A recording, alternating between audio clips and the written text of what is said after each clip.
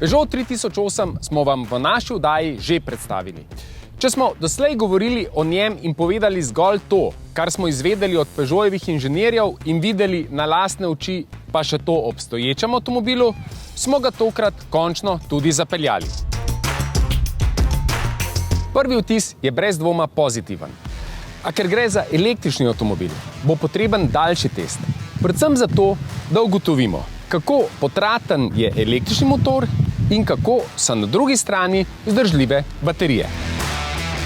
3008 je prvi model, ki stoji na novi Stellantisovi platformi STLA Medium, kjer že njeno ime pove, da je namenjena srednje velikim avtomobilom.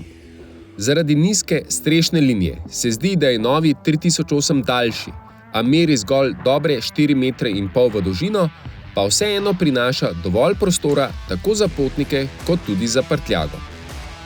Avto je v celoti nov in s prejšnjim 3008 pravzaprav nima nikakršne povezave. Tudi v notranjosti ne, kjer izstopa predvsem povsem nov osrednji zaslon oziroma Peugeotov iCockpit. So iCockpit has been developed for the first time a little bit more than 10 years ago. Okay, it was appearing on the 208 first generation, and so it was a very important component and key point for Peugeot in the 208, as we introduced with the cockpit a cluster above the steering wheel. So it was the concept, a compact steering wheel, a cluster above with all information for driving, and we have also a dedicated screen for all media and infotainment. So this was the first generation. O njem so se pogovarjali tako lastniki kot opazovalci, predvsem majhen in nizko postavljen volan je bil velikokrat jabolko spora. Zdaj druge možnosti v Peugeotih ni več, pa tudi iCockpit je v tem obdobju doletelo precej izboljšav. Since this time, there were many improvements on the iCockpit on each car, and there was big steps.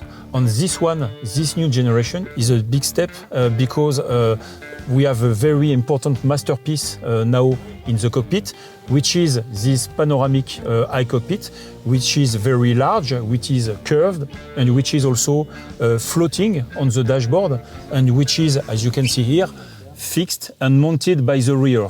Okay? So this is a very brand new generation of iCockpit. Novi 21-palčni zaslon združuje merilnike in osrednji zaslon. S tem je osrednji zaslon še bliže vozniku, s čimer je v prvi vrsti izboljšana ergonomija v vozilu. Pohvaliti velja navidezne gumbe na sredini armaturne plošče, kjer imajo svoje mesto številne bližnjice. Če uporabniku ne bodo všeč, jih enostavno zamenja in to praktično z vsem, kar iCockpit ponuja. Tako si lahko na posamezni gumb uporabnik nastavi hitri dostop za želeno temperaturo, morda priljubljeno osebo za klicanje, ogrevanje volana, točko za navigacijo in še mnogo več. Povsem nov je tudi volanski obroč. Ostaja majhen, a prinaša nove tipke, ki sicer samodejno zaznajo voznikove prste na njih, a je za njihovo aktiviranje potreben odločen pritisk, da ne bi prihajalo do nezaželenih aktiviranj procesov, ki jih tipke ponujajo. Gledano v celoti se zdi, da bo novi 3008 brez težav zamenjal zelo uspešnega predhodnika, za katerega se je v 7 letih odločilo že več kot 1 300 000 kupcev. Jasno, tudi zato, ker ne bo na voljo samo kot električni avtomobil, ampak bo z lahkoto zadovoljil tudi tiste uporabnike, ki si z elektriko ta trenutek še niso na ti.